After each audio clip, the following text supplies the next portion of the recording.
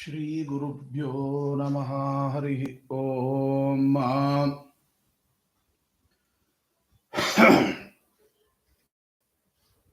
ಷಚ್ಚಾಸ್ತ್ರೋದಿತ ವರ್ತ್ಮನಾ ಪದಮಿದಂ ಧ್ಯಾಯನ್ಮದಂಕಾಂಕಿತಾಃ ಮನ್ಮಂತ್ರಂ ಜಪಶಾಸ್ತ್ರ ಸಂಪದಮತೋ ದಾಸ್ಯಾಮಿ ಭಾಗ್ಯೈ ಸಹ ತತ್ತತ್ವಾನ್ಯಪಿ ಬೋಧಯಾಮಿ ತದನು ಪ್ರಾಪ್ಯೋ ಮದಂಗ್ರಿರ್ಭವೇತ್ ಇತ್ಯಾಘೋಷಯತೀವ ಯಃ ಕರಚಯೈಃ ತಂ ವಾಜಿವಕ್ತ್ರಂ ಭಜೆ. ಸಿಂಜನ್ನೂಪುರಶೋಭಿಪಾದಕಮಲಾಂ ಮಂದಸ್ಮಿತೋದ್ದನ್ಮುಖೀಂ ಕಂಜಾಕ್ಷಿಂ ಕುಚಭಾರಭೀರುವಿಲಸನ್ಮದ್ಯಾಂ ಲಸತ್ಕಂಕಣಾಂ ಶಂಭುವಾದ್ಯೈಃ ಪರಿಸೇವಿತಾಂ ಸುವಚಸಾಂ ಜಾಂಬೂನದಾಲಂಕೃತಾಂ ಅಂಬಾಂ ತಾಂ ಪ್ರಣತೋಸ್ಮಿ ಕೃಷ್ಣರಮಣೀಂ ಲಂಬಾಲಕಾಂ ರುಕ್ಮಿಣೀಂ. ಯಸ್ಯ ತ್ರೀಣ್ಯುದಿತಾನಿ ವೇದವಚನೆ ರೂಪಾಣ್ಯದಿವ್ಯಾನಲಂ ಬಟ್ ತದ್ದರ್ಶನಮಿತ್ತಮೇವ ನಿಹಿತಂ ದೇವಸ್ಯ ವರ್ಗೋ ಮಹತ್. ವಾಯೋ ರಾಮವಚೋನಯಂ ಪ್ರಥಮಕಂ ಪೃಕ್ಷೋದ್ವಿತೀಯಂ ವಪುಃ ಮಧ್ವೋ ಯತ್ತು ತೃತೀಯಮೇತದಮುನಾ ಗ್ರಂಥಃ ಕೃತಃ ಕೇಶವೇ. ಭವತಿ ಯದನುಭಾವಾದ್ದೇಡಮೂಕೋऽಪಿ ವಾಗ್ಮೀ ಜಡಮತಿರಪಿ ಜಂತುರ್ಜಾಯತೆ ಪ್ರಾಜ್ಞಮೌಲಿಃ. ಸಕಲವಚನಚೇತೋ ದೇವತಾ ಭಾರತೀ ಸಾ ಮಮ ವಚಸಿ ನಿಧತ್ತಾಂ ಸನ್ನಿಧಿಂ ಮಾನಸೇ ಚ. ನಮೋऽಸ್ತು ತಾತ್ವಿಕಾ ದೇವಾಃ ವಿಷ್ಣುಭಕ್ತಿಪರಾಯಣಾಃ ಧರ್ಮಮಾರ್ಗೇ ಪ್ರೇರಯन्तु ಭವಂತಃ ಸರ್ವ ಏವ ಹಿ. ನೌಮಿ ನ್ಯಾಯಸುಧಾಧಿಕೃಜ್ಜಯಮುನೀನ್ ಶ್ರೀಪಾದರಾಟ್ಸನ್ಮಣೀನ್ ವ್ಯಾಸಾರ್ಯಾನ್ ವಿವಿಧಾಗಮಾಬ್ಧಿವಿಹರಾನ್ ಶ್ರೀವಾದಿರಾಜಾನಪಿ ವಂದೇ ಹಂಸವರಾನ್ ರಘೂತ್ತಮಗುರೂನ್ ವೈದಗ್ಧ್ಯವಾರಾಂ ನಿಧೀನ್. ಶ್ರೀ ಸತ್ಯವ್ರತ ರಾಘವೇಂದ್ರ ಮುನಿಪಾನ್ ಸದ್ಬೋಧ ಸದ್ಯಾನಪಾನ್ ವಿದ್ಯಾಯಾಂ ವಿಬುಧಾಚಾರ್ಯಂ ವೇದಜ್ಞಾನಾಬ್ಧಿಚಂದಿರಂ ದುರ್ಮತಧ್ವಾಂತಮಾರ್ತಾಂಡಂ ಸತ್ಯಧ್ಯಾನಮುನಿಂ ಭಜೆ. ಸತ್ಯಾಭಿಗ್ರಿಚಂದಿರಂ ವಿದ್ಯಾರ್ಥಿವತ್ಸಲಂ ವಂದೇ ಮಹಾವ್ಯಾಘ್ರಗುರುಂ ಭಜೆ. ಶ್ರೀ ಗುರುಭ್ಯೋ ನಮಃ. ಹರಿ ಓಂ. ಹರಿ ಓಂ. ಹರಿ ಓಂ. ರಾಘವೇಂದ್ರ ಸ್ವಾಮಿ ಮಠದ ಕೋಣನಕುಂಟೆ ಅಲ್ಲಿರುವ ಮಾಧ್ವ ಸಂಘದ ವತಿಯಿಂದ ವಿಜಯೇಂದ್ರ ಸ್ವಾಮಿಗಳವರ ಆರಾಧನಾ ನಿಮಿತ್ತವಾಗಿ ಮಾಡುವಂತಹ ಜ್ಞಾನ ಕಾರ್ಯ ಇವತ್ತು ಎರಡನೆಯ ದಿನ. ಆದ್ದರಿಂದ ಎರಡನೆಯ ದಿನದಲ್ಲಿ ವಿಜಯೇಂದ್ರ ವೈಭವದ ಚಿಂತನೆಯನ್ನ ಇವತ್ತು ಹಾಗೂ ನಾಳೆ ಮಾಡೋಣ. ಆ ಸಂಘದವರಿಗೆಲ್ಲ ಭಗವಂತ ಜ್ಞಾನ ಭಕ್ತಿ ವೈರಾಗ್ಯಾದಿಗಳನ್ನು ಕೊಟ್ಟು ಹಾಗೆ ಮುಂದೆ ಜ್ಞಾನ ಕಾರ್ಯವನ್ನ ನಿರಂತರವಾಗಿ ನಡೆಸಿಕೊಂಡು ಹೋಗುವಂತಹ ಶಕ್ತಿಯನ್ನ ಭಗವಂತ ಅವರಿಗೆಲ್ಲ ಕೊಡಲಿ ಎಂಬಂತಹ ಪ್ರಾರ್ಥನೆಯನ್ನ ಮಾಡಿಕೊಳ್ತಾ, ಇವತ್ತು ವಿಜಯೇಂದ್ರ ಸ್ವಾಮಿಗಳವರ ಬಗ್ಗೆ ನಿನ್ನೆ ಸ್ವಲ್ಪ ತಿಳಿದಿದ್ವಿ. ಇವತ್ತು ತಿಳಿಯುವುದಾದರೆ ಅಲ್ಲಿ ಕೆಲವು ಮಾತುಗಳು ಏನು ಅಂದ್ರೆ, ಅವರಿಗೆ ಶ್ಲೋಕ ಹೇಳುವಾಗ ಭಕ್ತಾನಾಂ ಮಾನಸಾಂಭೋಜ ಭಾನವೇ ಕಾಮಧೇನವೇ ನಮತಾಂ ಕಲ್ಪತರವೇ ಜಯೀಂದ್ರ ಗುರವೇ ನಮಃ ಅಂತ ರಾಘವೇಂದ್ರ ಸ್ವಾಮಿಗಳವರಿಗೆ ಈ ಒಂದು ಭಜತಾಂ ಕಲ್ಪವೃಕ್ಷಾಯ ನಮತಾಂ ಕಾಮಧೇನವೇ ಅಂತ ಏನು ಹೇಳಿದ್ದಾರೆ, ಈ ಮಾತು ಎಲ್ಲಿಂದ ಬಂತು ಅಂತ ಕೇಳಿದ್ರೆ ಅವರ ಪರಮ ಗುರುಗಳಾಗಿರುವಂತಹ ವಿಜಯೇಂದ್ರ ತೀರ್ಥ ಶ್ರೀಪಾದಂಗಳವರಿಗೆ ಹೇಳಿದಂತಹ ಮಾತಿನಲ್ಲಿ ಅಡಕವಾಗಿರುವ ಮಾತು. ಅದಕ್ಕೆ ಹೇಳ್ತಾರೆ ಭಕ್ತಾನಾಂ ಮಾನಸಾಂಭೋಜ ಭಾನವೇ ಕಾಮಧೇನವೇ ನಮತಾಂ ಕಲ್ಪತರವೇ. ನೋಡಿ, ಕಾಮಧೇನವೇ ಕಲ್ಪತರವೇ ಎರಡೂ ಇದೆ. ನಮತಾಂ ಕಾಮಧೇನವೇ ಭಜತಾಂ ಕಲ್ಪವೃಕ್ಷಾಯ ನಮತಾಂ ಕಾಮಧೇನವೇ ಅಂತ ಅಲ್ಲಿ ಇದೆ. ಇದು ಮೊದಲೇ ವಿಜಯೇಂದ್ರ ಸ್ವಾಮಿಗಳವರ ಸ್ತೋತ್ರದಲ್ಲಿ ಇರತಕ್ಕಂತಹದ್ದು. ಭಾನವೇ ಕಾಮಧೇನವೇ ನಮತಾಂಕಲ್ಪತರವೇ. ಎಷ್ಟು ಅದ್ಭುತವಾಗಿರತಕ್ಕಂಥ ಮಾತುಗಳು ಅಂತನ್ನುವುದನ್ನ ನಾವು ಕೇಳಬಹುದು. ಇದರ ಬಗ್ಗೆ ಮಾತನಾಡ್ತಾ ಹೋದ್ರೆ ಬೇಕಾದಷ್ಟಿದೆ. ಒಂದೆರಡು ಮಾತುಗಳನ್ನು ಹೇಳಿ ಶಾಸ್ತ್ರೀಯ ಪರಿಭಾಷೆಗಳಲ್ಲಿ ಅವರ ವ್ಯಕ್ತಿತ್ವ ಏನು ಅಂತನ್ನೋದನ್ನ ಮೊದಲು ಇವತ್ತು ಪರಿಚಯ ಮಾಡಿಕೊಳ್ಳೋಣ. ಅಲ್ಲಿ ಭಾನವೇ ಕಾಮಧೇನವೇ ನಮತಾಂ ಕಲ್ಪತರವೇ ಜಯೀಂದ್ರ ಗುರವೇ ನಮಃ ಅಂತ. ಅಲ್ಲಿಗೆ ಕಾಮಧೇನುವೂ ಹೌದು, ಕಲ್ಪತರವೂ ಹೌದು, ಎರಡಕ್ಕೂ ಸೇರಿಸಿ ನಮತಾಂ ಅಂತಂದ್ರು. ನಮತಾಂ ಅಲ್ಲಿಗೆ ಭಕ್ತಾನಾಂ ಮಾನಸಾಂಭೋಜ ಭಾನವೇ ಅಂದ್ರೆ ಭಕ್ತರ ಮಾನಸಾಂಭೋಜದಲ್ಲಿ ಇರುವ ಭಾನವೇ, ಹೇ ಸೂರ್ಯರೇ. ಇದು ಭಜತಾಂ ಏನಂತ ಭಕ್ತಾನಾಂ ಮಾನಸಾಂಭೋಜ ಭಾನವೇ, ಭಕ್ತಾನಾಂ ಮಾನಸಾಂಭೋಜ ಭಾನವೇ ಕಾಮಧೇನವೇ ನಮತಾಂ ಕಲ್ಪತರವೇ. ಅಂದ್ರೆ ಕಾಮಧೇನು ಕಲ್ಪತರು ಎರಡಕ್ಕೂ ಕೂಡ ಮಧ್ಯದಲ್ಲಿ ಏನು ಅಂತ ಹೇಳಿದ್ರು ನಮತಾಂ ಅಂತನ್ನುವ ಶಬ್ದವನ್ನ ಆಡಿದ್ದಾರೆ. ಇಲ್ಲಿ ಒಂದು ವಿಚಾರವನ್ನ ನಾವು ಅದ್ಭುತವಾದ ಮಾತುಗಳಿಂದ ನಾವು ಕೇಳಬಹುದು. ಏನು ಅಂದ್ರೆ ಅಲ್ಲಿ ರಾಯರಿಗೆ ಹೇಳುವಾಗ ಭಜತಾಂ ಕಲ್ಪವೃಕ್ಷಾಯ ನಮತಾಂ ಕಾಮಧೇನವೇ, ಈ ಮಾತಿನ ಸೊಬಗನ್ನ ನಿಮಗೆ ಎರಡು ಮಾತಿನಲ್ಲಿ ಹೇಳ್ತೇನೆ. ರಾಯರಿಗೆ ಯಾಕೆ ಹಾಗೆ ಭಜತಾಂ ಕಲ್ಪವೃಕ್ಷಾಯ ನಮತಾಂ ಕಾಮಧೇನವೇ ಅಂತ ಹೇಳಿದ್ರು ಅಂದ್ರೆ, ಭಜತಾಂ ಅಂತನ್ನುವ ಶಬ್ದಕ್ಕೆ ಸಂಸ್ಕೃತದಲ್ಲಿ ಭಜ ಸೇವಾಯಾಮ್ ಅಂತ ಅರ್ಥ. ನಮತಾಂ ಅಂತನ್ನುವುದಕ್ಕೆ ನಮು ಪ್ರಹ್ವೀಭಾವೇ ಅಂತ ಅರ್ಥ. ಗೊತ್ತಾಯ್ತಾ? ಭಜತಾಂ ಅಂದ್ರೆ ಭಜ ಸೇವಾಯಾಮ್, ನಮತಾಂ ಅಂತಂದ್ರೆ ನಮು ಪ್ರಹ್ವೀಭಾವೇ ಅಂತ ಅರ್ಥ. ಎರಡರ ವ್ಯತ್ಯಾಸ ಏನು ಅನ್ನೋದನ್ನ ಮೊದಲು ತಿಳ್ಕೊಂಡ್ಬಿಡೋಣ. ಎರಡರ ವ್ಯತ್ಯಾಸ ಏನು ಅಂತ. ಯಾಕೆ ಅಂದ್ರೆ ಅಲ್ಲಿ ಭಜತಾಂ ಅಂತನ್ನೋ ಶಬ್ದಕ್ಕೆ ಸೇವಾ, ನಮತಾಂ ತನ್ನುವುದಕ್ಕೆ ಪ್ರಹ್ವೀಭಾವ. ಪ್ರಹ್ವೀಭಾವ ಅಂದ್ರೆ ಶರಣಾಗತಿ. ಗೊತ್ತಾಯ್ತಲ್ಲ? ಪ್ರಹ್ವೀಭಾವ ಅಂದ್ರೆ ಶರಣಾಗತಿ. ಈ ಶರಣಾಗತಿಗೂ ಸೇವೆಗೂ ಏನು ವ್ಯತ್ಯಾಸ ಅಂದ್ರೆ ವಿಜಯೇಂದ್ರ ಸ್ವಾಮಿಗಳವರಿಗೂ ರಾಯರಿಗೂ ಇರುವ ವ್ಯತ್ಯಾಸ ನೋಡಿ. ಎಷ್ಟು ಚೆನ್ನಾಗಿ ಆ ಶ್ಲೋಕದಲ್ಲಿ ಆ ಶಬ್ದಗಳ ಸ್ವಾರಸ್ಯವನ್ನು ತಿಳ್ಕೊಂಡ್ರೆ ಮೈ ರೋಮಾಂಚನ ಆಗುತ್ತೆ. ರಾಯರಿಗೆ ಹೇಳುವಾಗ ಏನ್ ಹೇಳ್ತಾರೆ? ಭಜತಾಂ ಕಲ್ಪವೃಕ್ಷಾಯ ನಮತಾಂ ಕಾಮಧೇನವೇ. ಇಲ್ಲಿ ನಮತಾಂ ಕಲ್ಪತರವೇ ಕಾಮಧೇನವೇ ಎರಡೂ ನಮತಾಂಗೆ. ಏನು ವ್ಯತ್ಯಾಸ ಅಂದ್ರೆ, ಇಲ್ಲಿ ಸಾಮಾನ್ಯವಾಗಿ ನೀವು ನೋಡಿದ್ರೆ ಕಾಮಧೇನು ಕಲ್ಪವೃಕ್ಷ ಅಂದ್ರೆ ಬೇಡಿದ ಇಷ್ಟಾರ್ಥವನ್ನ ಯಾವುದು ಕೊಡುತ್ತೋ ಅದು ಕಾಮಧೇನು ಕಲ್ಪವೃಕ್ಷ. ಅರ್ಥ ಆಯ್ತಲ್ಲ? ಬೇಡಿದ ಇಷ್ಟಾರ್ಥವನ್ನ ಯಾವುದು ಕೊಡುತ್ತೆ, ಕಾಮಧೇನುವೂ ಬೇಡಿದ ಇಷ್ಟಾರ್ಥವನ್ನು ಕೊಡುತ್ತೆ, ಕಲ್ಪವೃಕ್ಷನೂ ಬೇಡಿದ ಇಷ್ಟಾರ್ಥವನ್ನು ಕೊಡುತ್ತೆ. ಹಾಗಾದ್ರೆ ಈ ಕಾಮಧೇನು ಮತ್ತು ಕಲ್ಪವೃಕ್ಷ ಎರಡಕ್ಕೂ ವ್ಯತ್ಯಾಸ ಏನು? ಕಾಮಧೇನು ಕಲ್ಪವೃಕ್ಷ ಎರಡಕ್ಕೂ ವ್ಯತ್ಯಾಸ ಏನು ಅಂತಂದ್ರೆ ಸ್ವಲ್ಪ ವ್ಯತ್ಯಾಸ ಇದೆ. ಸುಮ್ಮನೆ ಒಂದು ಉದಾಹರಣೆ ಕೊಡ್ತೇನೆ, ಆಗ ನಿಮಗೆ ಅರ್ಥ ಆಗುತ್ತೆ. ಯಾಕೆ ಉದಾಹರಣೆ ಕೊಡ್ತೇನೆ ಅಂದ್ರೆ, ಆ ಶಬ್ದ ಪ್ರಯೋಗ ಮಾಡಿದ ಕೂಡಲೇ ಇಷ್ಟು ಅರ್ಥ ತಲೆಯಲ್ಲಿ ಬರಬೇಕು. ಅದಕ್ಕೋಸ್ಕರ ದೃಷ್ಟಾಂತ ಕೊಡ್ತೇನೆ. ಏನು ದೃಷ್ಟಾಂತ ಕೊಡ್ತೇನೆ ಅಂತಂದ್ರೆ, ಈಗ ನೋಡಿ, ಒಬ್ಬ ವ್ಯಕ್ತಿ ದಾರಿಯಲ್ಲಿ ಹೋಗ್ತಾ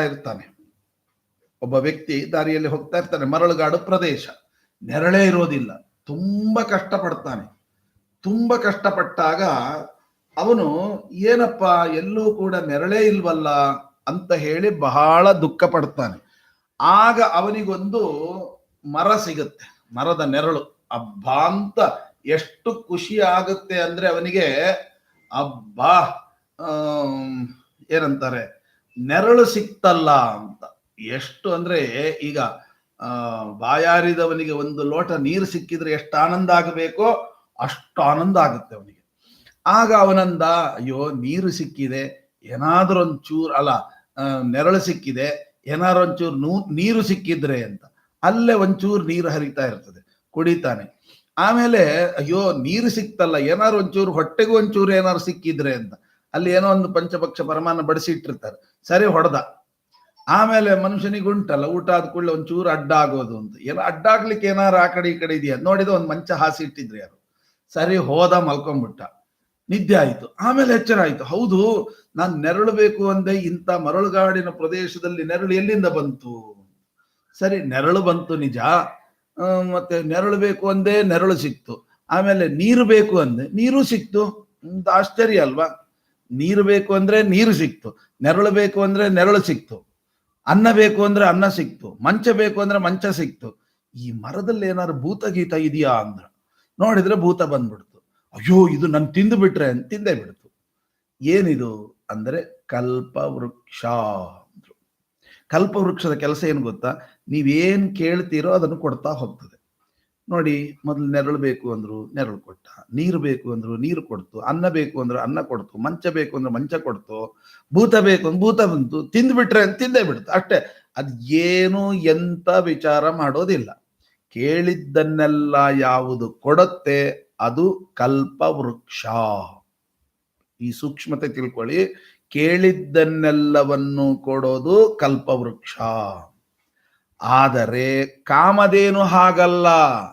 ನೀವು ಏನು ಕೇಳ್ತೀರೋ ಆ ಕೇಳಿದ್ದರಲ್ಲಿ ನಿಮಗೆ ಯಾವುದು ಹಿತ ಅಷ್ಟನ್ನ ಮಾತ್ರ ಯಾವುದು ಕೊಡುತ್ತೆ ಅದು ಕಾಮಧೇನು.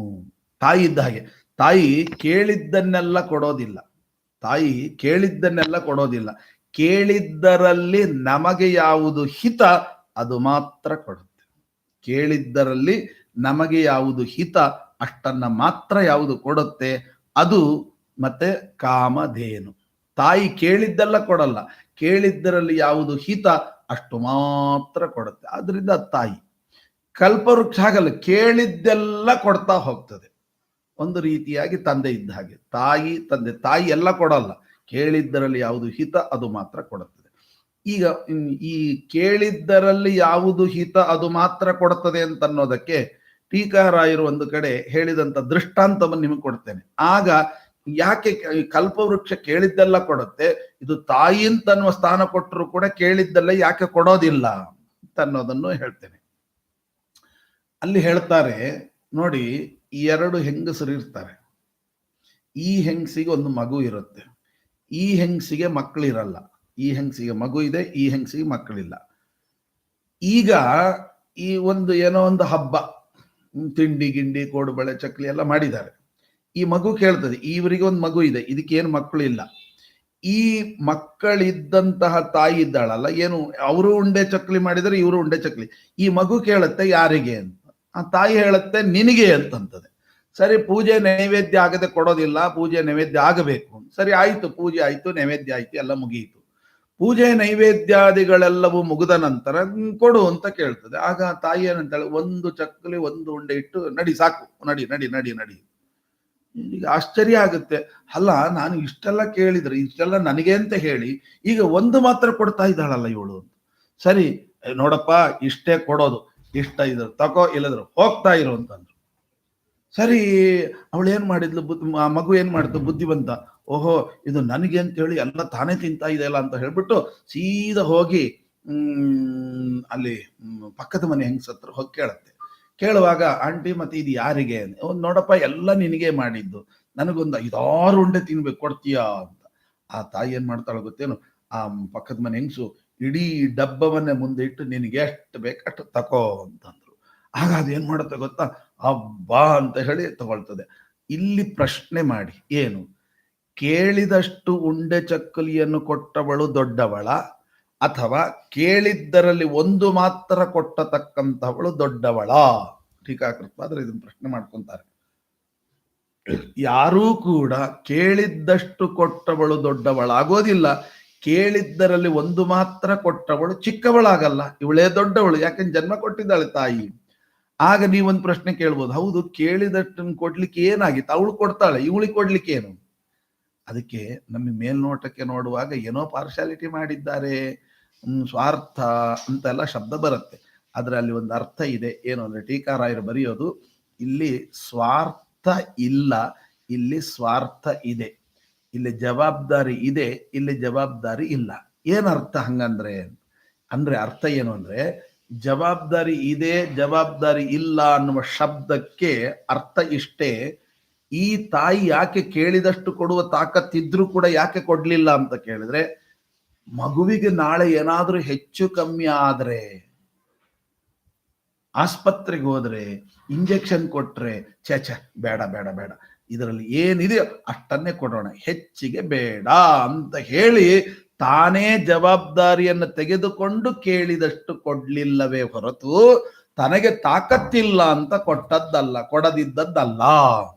ಅಲ್ಲಿ ಅವಳಿಗೆ ಜವಾಬ್ದಾರಿ ಇಲ್ಲ. ಏನ್ ಗೊತ್ತಾ, ನಾಳೆ ಆಸ್ಪತ್ರೆಗೆ ಹೋದ್ರೆ ನಾನೇನಲ್ಲ ಹೋಗೋದು, ಅವ್ರು ಹೋಗ್ತಾರೆ, ಈಗ ನಾನು ಮಗುವಿಗೆ ಹತ್ತಿರ ಆದ್ರೆ ಸಾಕು ಅಂತ ಒಂದೇ ಮನೋಭಾವನೆಯಿಂದ ಅವಳು ಹಾಗೆ ಮಾಡಿದ್ದು ಅಂತ ಹೇಳಿ ದೃಷ್ಟಾಂತವನ್ನು ಕೊಡ್ತಾರೆ. ಈಗ ನೋಡಿ, ಈ ಮಾತನ್ನು ಕೇಳಿದ ಮೇಲೆ ಯಾರು ದೊಡ್ಡವರು ಯಾರು ಚಿಕ್ಕವರು ಅಂತ ನೀವೇ ಜಡ್ಜ್ಮೆಂಟ್ ಮಾಡಿ ಅಲ್ವಾ.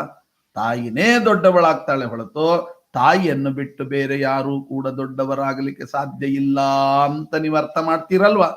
ಹಾಗೆ ಈ ಕಾಮಧೇನು ಕೇಳಿದ್ದೆಲ್ಲವನ್ನು ಕೊಡೋದಿಲ್ಲ, ಕೇಳಿದ್ದರಲ್ಲಿ ಯಾವುದು ಹಿತ ಅದು ಮಾತ್ರ ಕೊಡುತ್ತೆ.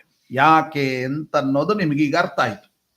ಅಂದ್ರೆ ಏನಾಯ್ತು, ಕಾಮಧೇನು ಕಲ್ಪವೃಕ್ಷ ಎರಡೂ ಕೂಡ ಕೇಳಿದ್ದನ್ನ ಕೊಡುವಂಥದ್ದೇ.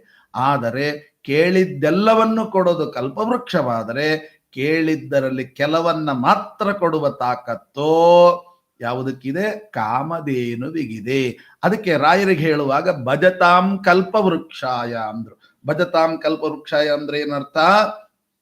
ಕೇಳಿದ್ದರಲ್ಲಿ ಯಾವುದು ಇದು ಕೇಳಿದ್ದೆಲ್ಲವನ್ನು ಕೊಡೋದು ಯಾರಿಗೆ? ಭಜತಂ. ಭಜತಾಂ ಅಂದ್ರೆ ಸೇವಾಯಾಮ್. ಸೇವಾಯಾಮ್ ಅಂದ್ರೆ ಅವರ ಬಗ್ಗೆ ಎಲ್ಲವನ್ನು ತಿಳಿದುಕೊಂಡು ಮಾಡಬೇಕು ಅಂತಿಲ್ಲ. ಅದೇ ನಮತಾಮ್ ಅಂತನ್ನುವ ಶಬ್ದಕ್ಕೆ ಏನರ್ಥ? ಕೇಳಿ ಶರಣಾಗತಿ ಆಗೋದು. ಭಜತಾಮ್ ಅಂತಂದ್ರೆ ವ್ಯಕ್ತಿತ್ವ ಗೊತ್ತಿರಬೇಕು ಅಂತಿಲ್ಲ. ಸುಮ್ಮನೆ ಯಾರು ಕೇಳಿದ್ರೆ, ಈಗ ಸೇವಾ ರಾಯರ ಮಠದಲ್ಲಿ ಬಡಿಸ್ತಾನೆ, ಯಾಕೆ ಬಡಿಸ್ತೀರಿ ಅಂದ್ರೆ ಸೇವಾ. ಬಡಿಸೋರಿಗೆಲ್ಲ ಅವ್ರು ಯಾರು, ಅವ್ರ ಯೋಗ್ಯತೆ ಏನು ಎಲ್ಲ ತಿಳ್ಕೊಂಡು ನೀವೇನು ಬಡಿಸೋದಿಲ್ಲ. ಹಾಗಾದ್ರೆ ಏನರ್ಥ ಆಯ್ತು ಅಲ್ಲಿಗೆ? ಸೇವೆಗೆ ವ್ಯಕ್ತಿತ್ವದ ಪರಿಚಯ ಬೇಕಾಗಿಲ್ಲ. ಪ್ರಕ್ವೀಭಾವ, ಪ್ರಕ್ವೀಭಾವ. ನಮಸ್ಕಾರ ಮಾಡಬೇಕಾದ್ರೆ ಅವರು ದೊಡ್ಡವರು ಅಂತನ್ನುವ ತಿಳುವಳಿಕೆ ಬೇಕೇ ಬೇಕು. ದೊಡ್ಡವರು ಅಂತನ್ನುವ ತಿಳುವಳಿಕೆ ಇಲ್ಲದೆ ನಾವು ನಮಸ್ಕಾರ ಮಾಡ್ಲಿಕ್ಕೆ ಆಗೋದಿಲ್ಲ ಅಂತ ಉಂಟಲ್ವಾ. ಅದಕ್ಕೆ ರಾಯರತ್ರ ಬರೋರು ಎರಡೂ ತರಹದ ಜನರು ಬರ್ತಾರೆ. ಎರಡೂ ತರಹದ ಜನರು ಬರ್ತಾರೆ. ಯಾವ ರೀತಿಯಾಗಿ? ಮೊದಲನೇದಾಗಿ ಎಂತಹ ಜನರು ಬರ್ತಾರೆ? ರಾಯರ ಬಗ್ಗೆ ತಿಳಿದುಕೊಂಡವರೂ ಬರ್ತಾರೆ, ರಾಯರ ಬಗ್ಗೆ ತಿಳಿಯದಿದ್ದವರೂ ಬರ್ತಾರೆ. ಎರಡು ಜನರು ಬರ್ತಾರೆ ಅಲ್ವಾ. ಎರಡೂ ತರಹದ ಜನರು ಬಂದ್ರು ಕೂಡ ರಾಯರ ಅನುಗ್ರಹ ಮಾಡ್ತಾರೆ. ಅದಕ್ಕೆ ಭಜತಾಂ. ಯಾವ ರೀತಿಯಾಗಿ ಅನುಗ್ರಹ ಮಾಡ್ತಾರೆ? ಗೊತ್ತಿಲ್ಲದೆ ಮಾಡುವವರಿಗೆ ಕೇಳಿದ್ದೆಲ್ಲವನ್ನೂ ಕೂಡ ಕೊಡ್ತಾರೆ. ಅದೇ ಗೊತ್ತಿದ್ದು ತಿಳ್ಕೊಂಡು ಅವರ ಬಗ್ಗೆ ಎಲ್ಲ ತಾರತಮ್ಯ ತಿಳ್ಕೊಂಡು ನಮಸ್ಕಾರ ಮಾಡಿದ್ರೆ ಕೇಳಿದ್ದರಲ್ಲಿ ಯಾವುದು ಹಿತ ಅದು ಮಾತ್ರ ಕೊಡ್ತಾರೆ. ಇದು ರಾಯರಲ್ಲಿರುವ ಗುಣ. ಇದು ಎಲ್ಲಿಂದ ಬಂತು? ವಿಜಯೇಂದ್ರ ಸ್ವಾಮಿ ಅಲ್ಲಿ ಹೇಗೆ ಹೇಳ್ತಾರೆ? ಅದಕ್ಕೆ ಹೇಳ್ತಾರೆ, ಭಾನವೇ ಕಾಮಧೇನವೇ ನಮತಾಂ ಕಲ್ಪತರವೇ. ಕಾಮಧೇನವೇ ನಮತಾಂ ಕಲ್ಪತರವೇ ಅಂದ್ರೆ ಇಲ್ಲಿ ಏನೂ ಗೊತ್ತಿಲ್ಲದೆ ಬಂದು ನಮಸ್ಕಾರ ಮಾಡಿದ್ರು ಅನುಗ್ರಹ ಮಾಡ್ತಾರೆ. ಆದರೆ ವಿಜಯೇಂದ್ರ ಸ್ವಾಮಿ ಹಾಗಲ್ಲ. ನಮತಾಂ, ಕಲ್ಪವೃಕ್ಷ ಕಾಮಧೇನು ಎರಡು ತಾವೇ ನಿರ್ಣಯ ಮಾಡ್ತಾರೆ. ಯಾರು ಶರಣಾಗತಿ ಆಗ್ತಾರೋ, ಪೂರ್ಣ ಶರಣಾಗತಿ ಆಗ್ತಾರೋ, ಅವ್ರಿಗೆ ಏನ್ ಬೇಕಾದ್ರೂ ಕೊಡ್ಲಿಕ್ಕೆ ರೆಡಿ ಇದ್ದಾರೆ. ಪೂರ್ಣ ಶರಣಾಗತಿಯಲ್ಲಿ ಎರಡು ವಿಧ. ಸ್ವಾಮಿ ನೀನೇನ್ ಕೊಡ್ತೀಯೋ ಕೊಡು ಅಂತ ಅವರಿಗೆ ಬಿಟ್ಟು ಬಿಟ್ರೆ ಎಷ್ಟು ಬೇಕೋ ಅಷ್ಟು ಮಾತ್ರ ಕೊಡ್ತಾರೆ. ಪೂರ್ಣ ಶರಣಾಗತಿಯಾಗಿ ಕೊಡಿ ಅಂತ ನೀವೇನ್ ಕೇಳ್ತೀರೋ ಎಲ್ಲ ಕೊಡ್ತಾರೆ. ಎರಡೂ ತಾಕತ್ತು ವಿಜಯೇಂದ್ರ ಸ್ವಾಮಿಗಳವರಲ್ಲಿ ಇದೆ. ಇದಕ್ಕೋಸ್ಕರವಾಗಿ ಭಕ್ತಾನಾಂ ಮಾನಸಾಂಭೋಜ ಭಾನವೇ, ಭಕ್ತರ ಮನಸ್ಸೆಂಬತಕ್ಕಂಥ ಆಕಾಶದಲ್ಲಿ ಸೂರ್ಯನಂತೆ ಇರತಕ್ಕಂಥವರು. ಗೊತ್ತಾಯ್ತಾ? ಕಲ್ಪತರವೇ ನಮತಾಂ ಕಲ್ಪತರವೇ ಅಂದ್ರೆ ಕಾಮಧೇನವೇ ನಮತಾಂ ಕಲ್ಪತರವೇ ಅಂತಹ ಜಯೀಂದ್ರ ಗುರವೇ ನಮಃ ಅಂತ ಅವರನ್ನು ಸ್ತೋತ್ರ ಮಾಡ್ತಾರೆ. ಈಗ ಇನ್ ಕೆಲವು ವಿಚಾರಗಳನ್ನು ಹೇಳ್ತೇನೆ ನಿಮ್ಗೆ.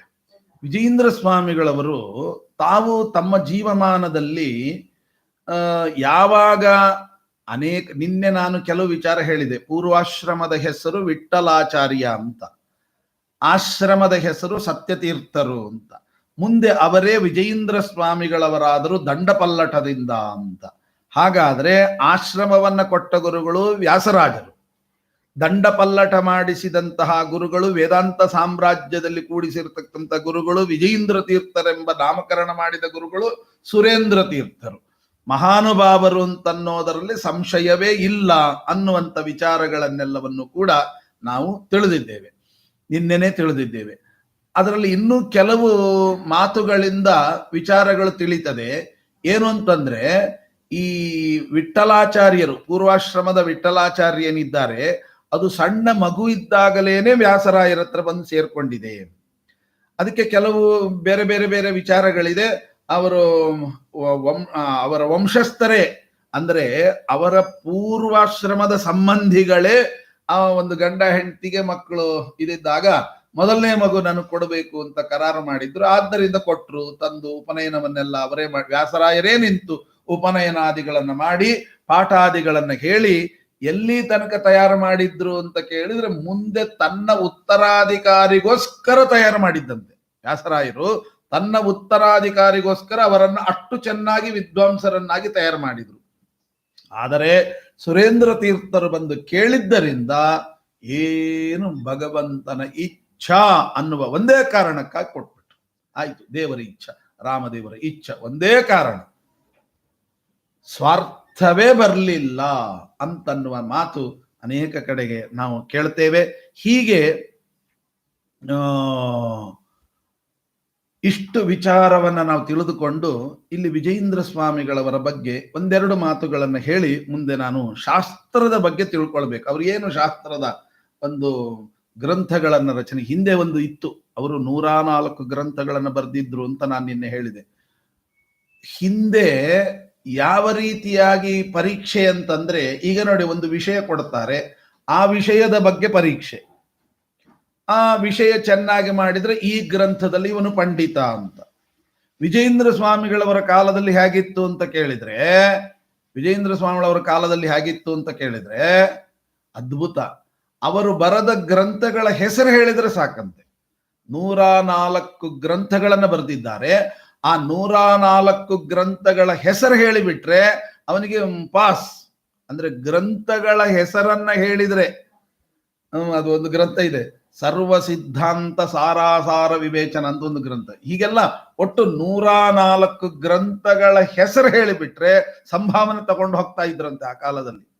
ಅದೊಂದು ದೊಡ್ಡ ಪರೀಕ್ಷೆನೇ, ಗ್ರಂಥಗಳ ಹೆಸರನ್ನ ಒಂದೂ ತಪ್ಪದೆ ಹೇಳೋದು. ಅಂದ್ರೆ ಎಷ್ಟು ಗ್ರಂಥಗಳ ರಚನೆಗೆ ತಾವು ಜೀವನವನ್ನ ಹೇಗೆ ಮುಡಿಪಾಗಿಟ್ಟಿದ್ದಾರೆ. 104 ಗ್ರಂಥಗಳು ಅಂತ. ಒಂದು ಸಲ ಒಬ್ಬ ವೇದಗಳಿಂದ ಅಲ್ಲಿ ಏಕಾಂಬರೇಶ್ವರ ದೇವಸ್ಥಾನ ಅಂತೆಲ್ಲ ಇದೆ ಅಲ್ಲಿ ಇರುವಾಗ, ಅಲ್ಲಿ ಶೈವ ಶ್ರೇಷ್ಠತ್ವ ವೈಷ್ಣವ ಶ್ರೇಷ್ಠತ್ವ ಅಂತನ್ನುವ ವಾದ ಅಲ್ಲಿ ಇವರೆಲ್ಲ ಇದ್ರು.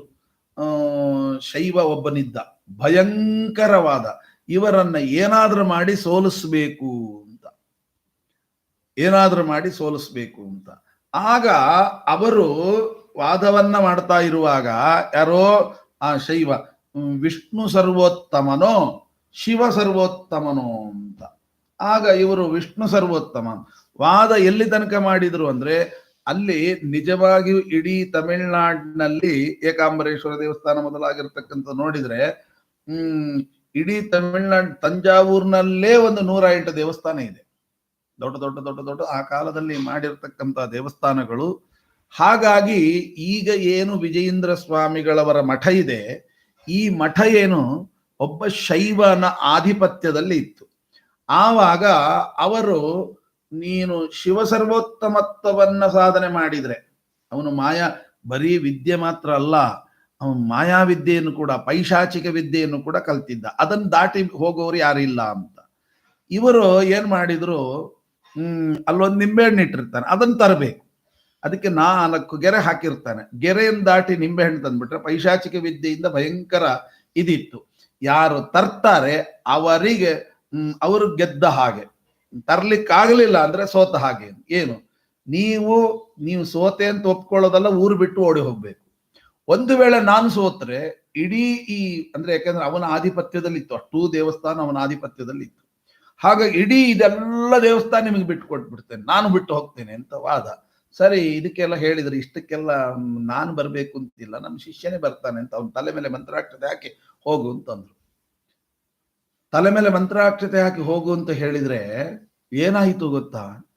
ಮೊದಲನೇ ಗೆರೆ ದಾಟಿದ್ರು, ಅಗ್ನಿ ಸ್ತಂಭನ ಮಾಡಿದ್ರು, ಅಗ್ನಿ ಸುಟ್ಟು ಭಸ್ಮ ಮಾಡಿಬಿಡ್ತದೆ ಆ ತರ ಮೊದಲನೇ ಗೆರೆ ದಾಟಿದ್ರೆ.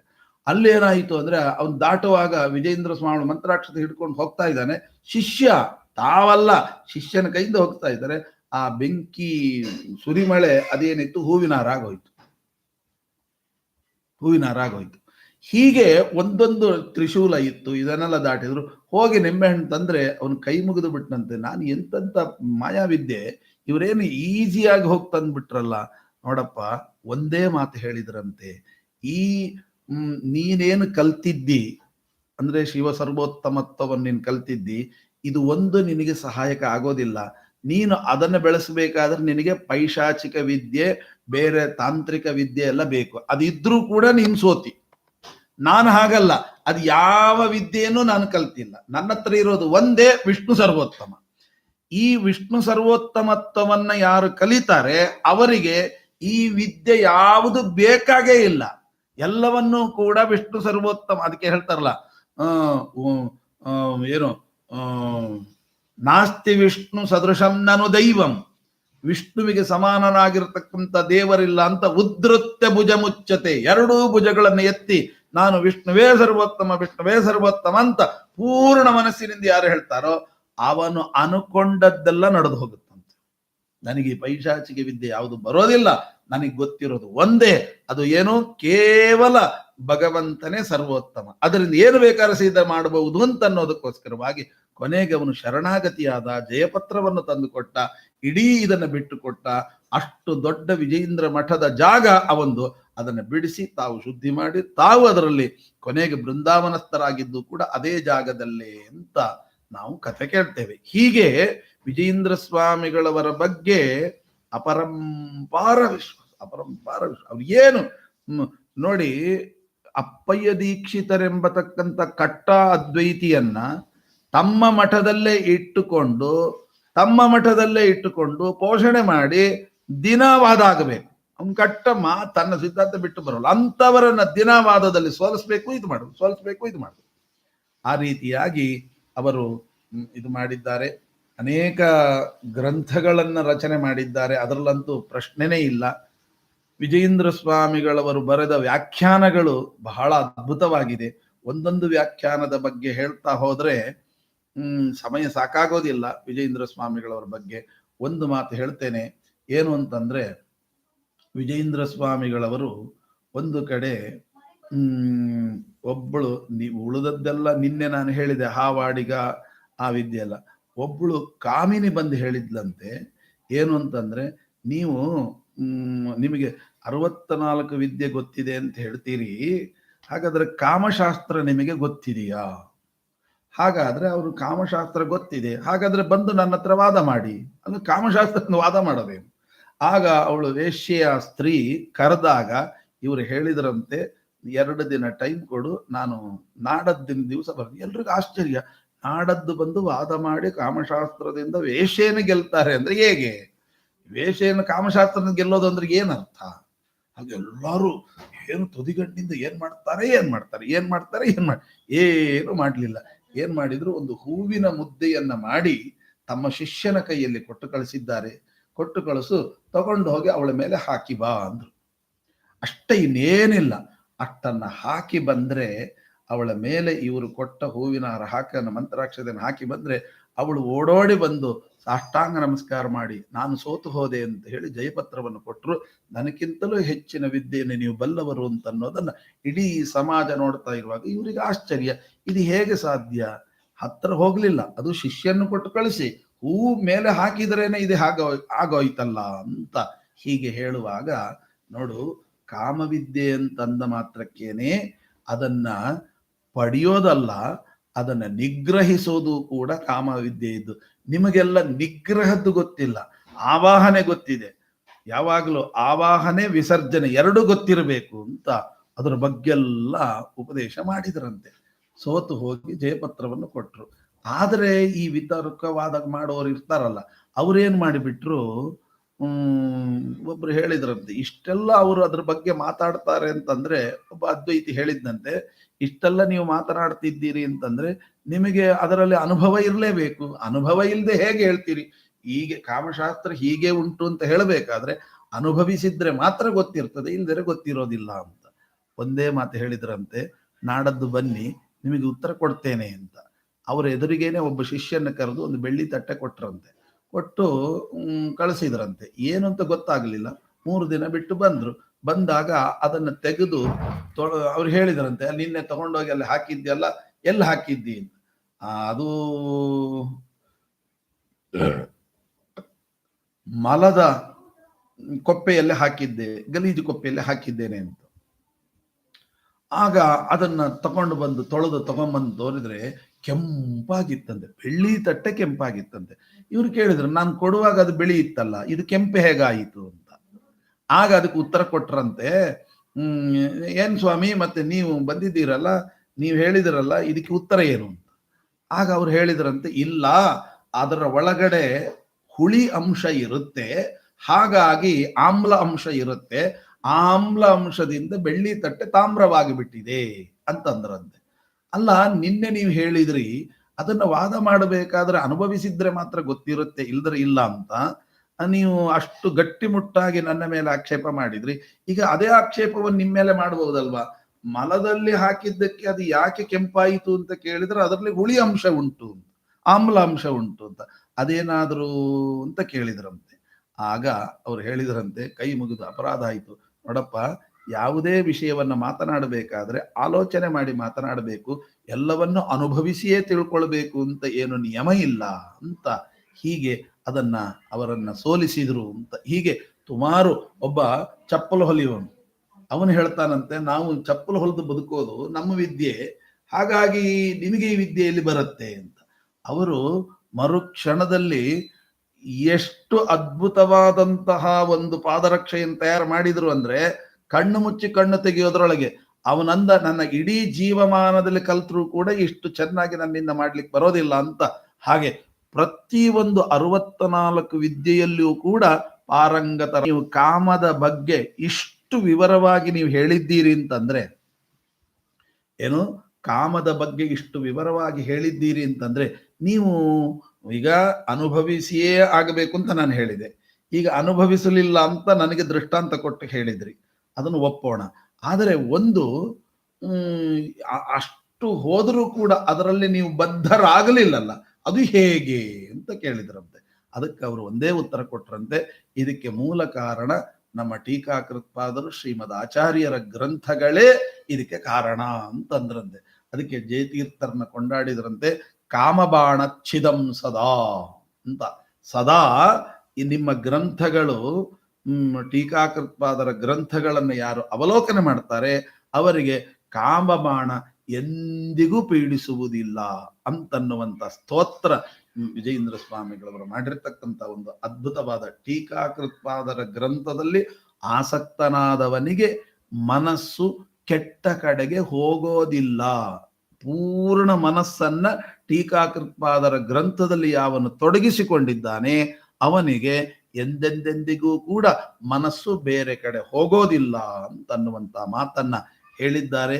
ಹೀಗೆ ಮತ್ತೆ ವಿಜಯೇಂದ್ರ ಸ್ವಾಮಿಗಳವರ ಬಗ್ಗೆ ಬೇಕಾದಷ್ಟು ವಿಷಯಗಳಿದೆ. ಆದರೂ ಕೂಡ ಕೆಲವು ವಿಚಾರಗಳನ್ನ ನಾನು ನಿಮಗೆ ಹೇಳ್ತೇನೆ. ಏನು ಅಂದ್ರೆ, ಒಂದು ಗ್ರಂಥ ವ್ಯಾಸರಾಯರು ನ್ಯಾಯಾಮೃತ ಅಂತ ಒಂದು ಗ್ರಂಥವನ್ನ ಬರೆದಿದ್ದಾರೆ. ನ್ಯಾಯಾಮೃತ, ತರ್ಕತಾಂಡವ, ಚಂದ್ರಿಕಾ ಎಂಬತಕ್ಕಂಥ 3 ಗ್ರಂಥಗಳು ಬರೆದಿದ್ದಾರೆ. ಆ ನ್ಯಾಯಾಮೃತವೆಂಬತಕ್ಕಂತಹ ಗ್ರಂಥದಲ್ಲಿ ಉದಾಹೃತವಾಗಿರತಕ್ಕಂತಹ ಜೈಮಿನಿಯ ನ್ಯಾಯಮಾಲಾ ಅಂತ ಒಂದು ಅಂಶ, ಯಾವುದರಲ್ಲಿ, ನ್ಯಾಯಾಮೃತ ಗ್ರಂಥದಲ್ಲಿ ಜೈಮಿನಿಯ ನ್ಯಾಯಮಾಲಾ ಅಂತ ಒಂದು ಅಂಶ, ಅದನ್ನು ಇವರು ತಗೊಂಡು ಒಂದು ಗ್ರಂಥ ಬರೆದಿದ್ದಾರೆ. ಯಾರು? ಇವತ್ತಿನ ಕಥಾನಾಯಕರಾಗಿರತಕ್ಕಂಥ ವಿಜಯೇಂದ್ರ ಸ್ವಾಮಿಗಳವರು ತಾವು ಆ ವಾಕ್ಯವನ್ನು ತೆಗೆದುಕೊಂಡು ಜೈಮಿನಿಯ ನ್ಯಾಯಮಾಲಾ ಅಂತ. ಯಾಕಿದನ್ನು ಹೇಳ್ತಾ ಇದ್ದೀನಿ ಅಂತಂದ್ರೆ, ಜೈಮಿನಿಯ ನ್ಯಾಯಮಾಲಾ, ನ್ಯಾಯದ್ವ ದೀಪಿಕಾ, ಉಪಸಂಹಾರ ವಿಜಯ ಎಂಬತಕ್ಕಂಥ ಅನೇಕ ಗ್ರಂಥಗಳನ್ನ ನ್ಯಾಯಾಮೃತದ ಆಧಾರವನ್ನಿಟ್ಟುಕೊಂಡು ಬರೆದಿದ್ದಾರೆ.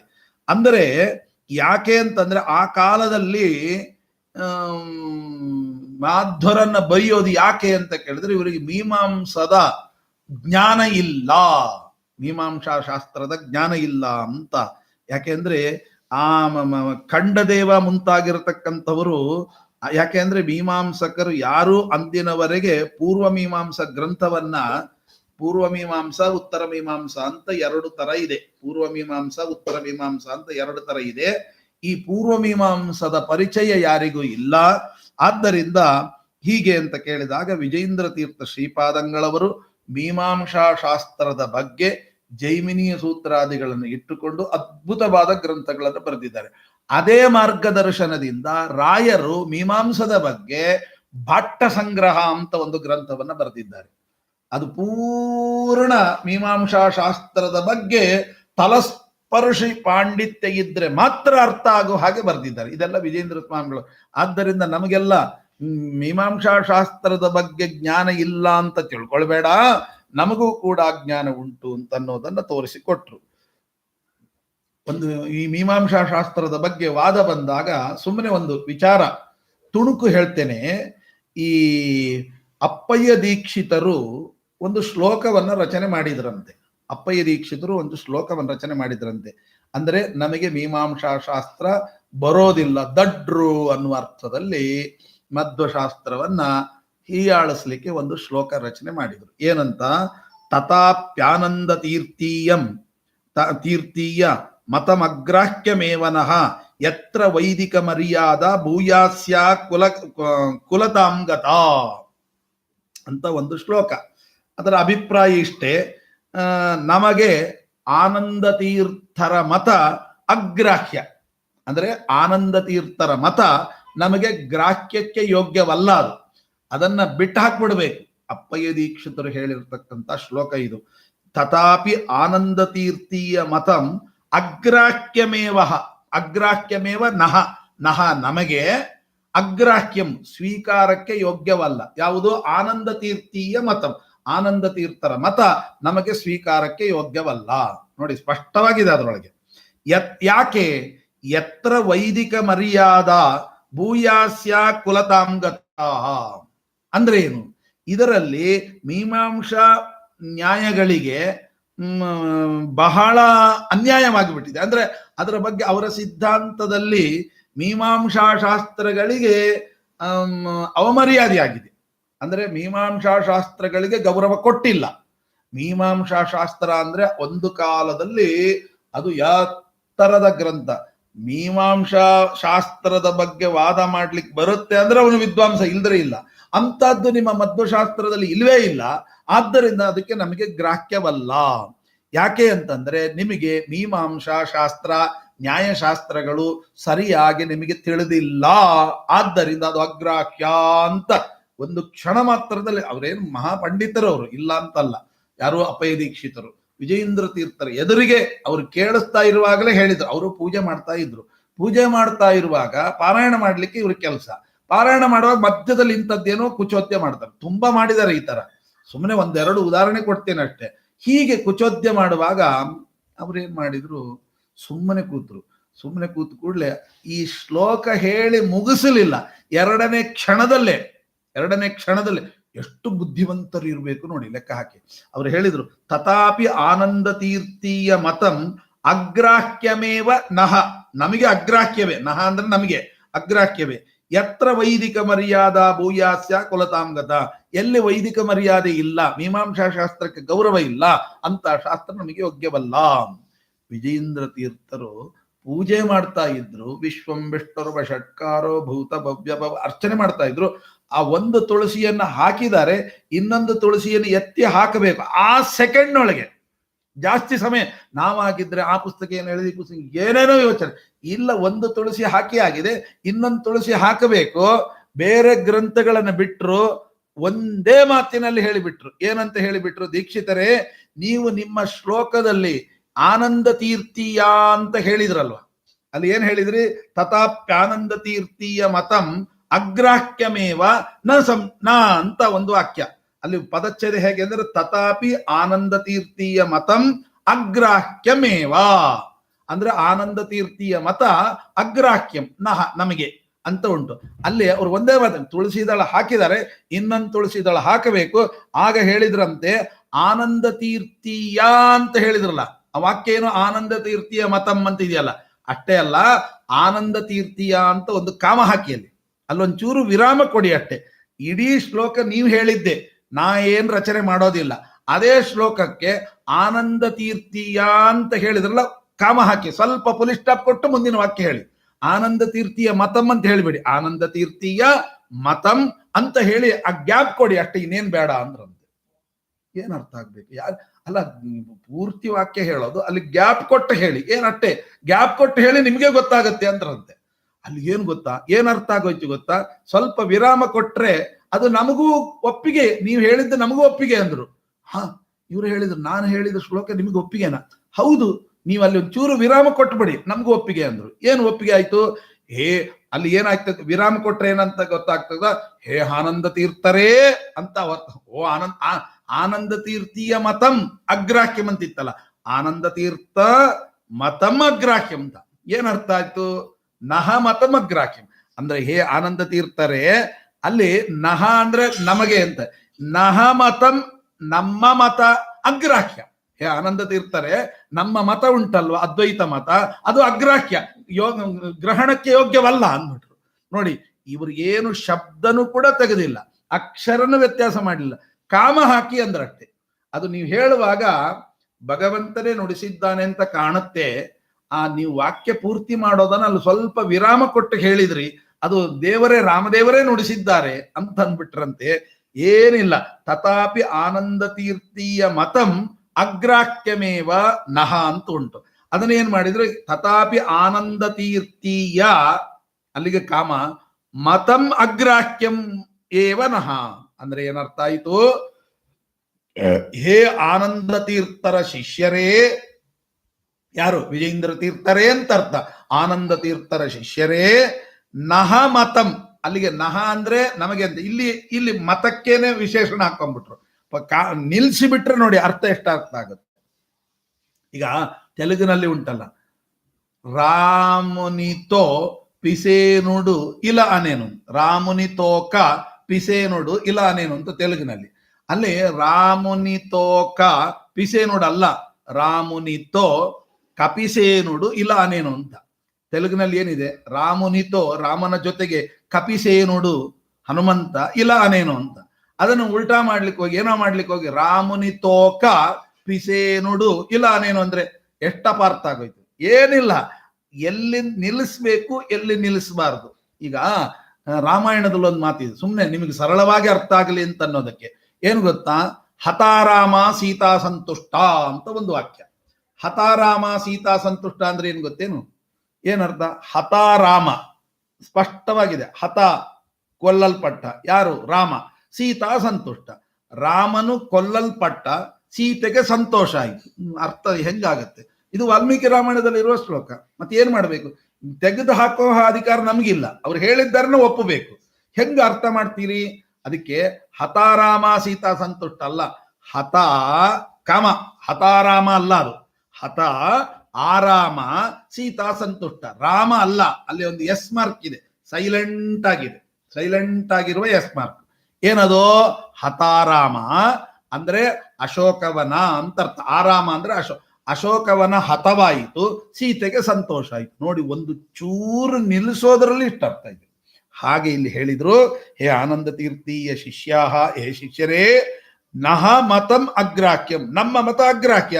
ಯಾಕೆ ಅಂದ್ರೆ ಅದರಲ್ಲಿ ಮೀಮಾಂಸಾ ನ್ಯಾಯಶಾಸ್ತ್ರಗಳಿಗೆ ಅನ್ಯಾಯವಾಗಿದೆ.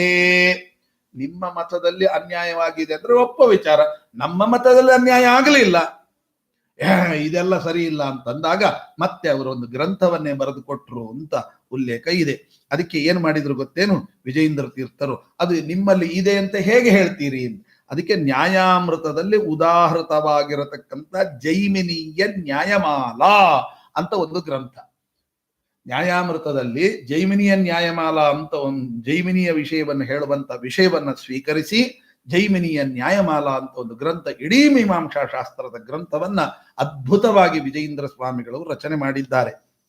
ಅಲ್ಲಿ ಒಂದು ಮಾತು ಬರುತ್ತೆ, ಏನು ಅಂತಂದ್ರೆ 8 ಸೂತ್ರಗಳ ಒಂದು ಅಧಿಕರಣ ಇದು.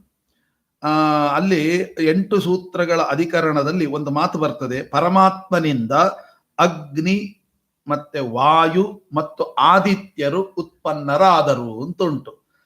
ಶ್ರುತೇರ್ಜಾತಾಧಿಕಾರಸ್ಯಾತ್ ವೇದೋ ವಾ ಪ್ರಾಯದರ್ಶನಾತ್ ಲಿಂಗಾಚ್ಚ ಧರ್ಮೋಪದೇಶಾಚ್ಚ ನಹಿ ದ್ರವ್ಯೇನ ಸಂಬಂಧಃ ತ್ರಯಾ ವಿದ್ಯಾಖ್ಯಾ ಚ ತದ್ವಿಧಿ ವ್ಯತಿಕ್ರಮೇ ಯಥಾ ಶ್ರುತೀತಿ ಚೇತ್ ನ ಸರ್ವಸ್ಮಿನ್ ವೇಷಾತ್ ವೇದ ಸಂಯೋಗ ಅನ್ನ ಪ್ರಕರಣೇನ ಬಾಧ್ಯೇತ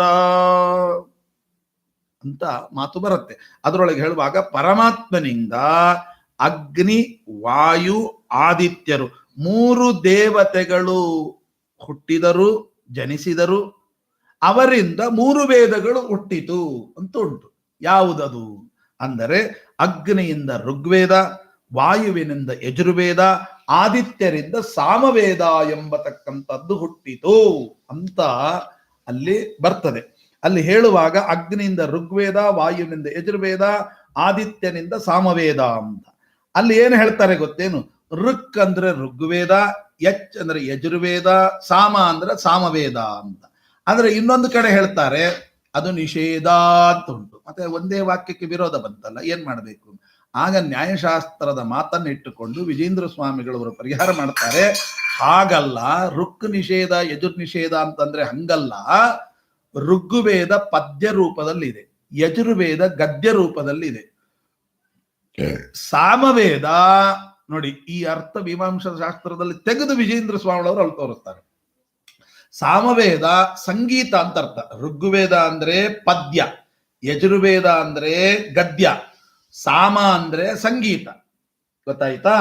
ಇದು ಇದ್ದಲ್ಲಿ ಅದು ಇರಬಾರದು ಅಂದ್ರೆ ಅರ್ಥ ಏನು? ಋಗ್ವೇದದಲ್ಲಿ ಯಜುರ್ವೇದ ಮಂತ್ರಗಳಿಲ್ವಾ? ಯಜುರ್ವೇದದಲ್ಲಿ ಸಾಮವೇದ ಮಂತ್ರಗಳಿಲ್ವಾ? ಎಲ್ಲಾ ಕಡೆ ಎಲ್ಲ ಮಂತ್ರಗಳಿದೆ. ಆದರೆ ಇದು ಅಲ್ಲಿ ಬರುವುದಿಲ್ಲ ಅಂದ್ರೆ ಏನರ್ಥ?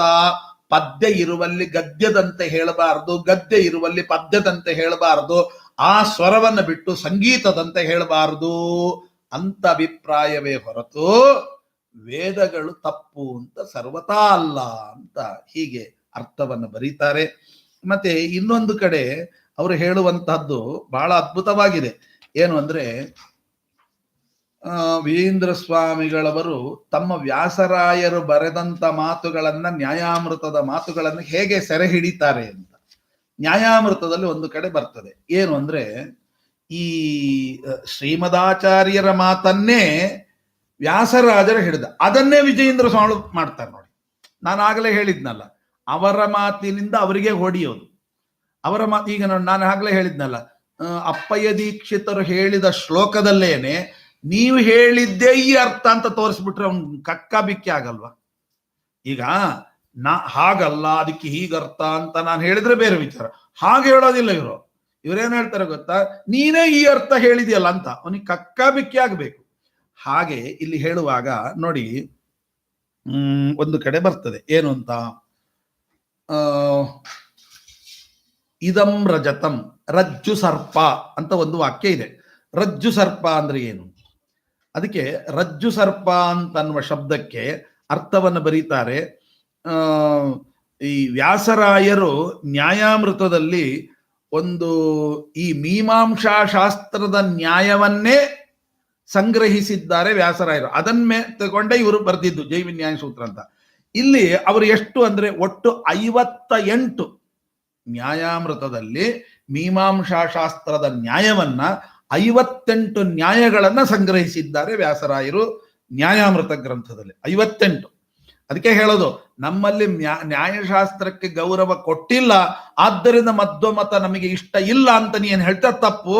ನಿಮ್ಮ ಅದ್ವೈತ ಮತದಲ್ಲೇ ಇಲ್ಲ, ನಮ್ಮ ವ್ಯಾಸರಾಯರು ಈ ಗ್ರಂಥದನ್ನು ಬರೆದಿದ್ದಾರೆ ಅಂತ ತೋರಿಸ್ತಾರೆ. 58 ಮೀಮಾಂಸಾ ನ್ಯಾಯಗಳನ್ನ ವ್ಯಾಸರಾಯರು ಉದಾಹರಿಸಿದ್ದಾರೆ ಅಂತ ಅನ್ನೋದನ್ನ ಅದು ಏನೋ ಏನೋ ಬಾಯಿಗೆ ಬಂದಾಗ ಹೇಳಲಿಲ್ಲ, ಅದ್ವೈತಿಗಳಿಗೆ ಸಮ್ಮತವಾದ ಮೀಮಾಂಸಾ ನ್ಯಾಯ ಸೂತ್ರಗಳನ್ನು ಅವರು ರಚನೆ ಮತ್ತೆ ಅದರೊಳಗೆ ಉದಾಹರಿಸಿದ್ದಾರೆ.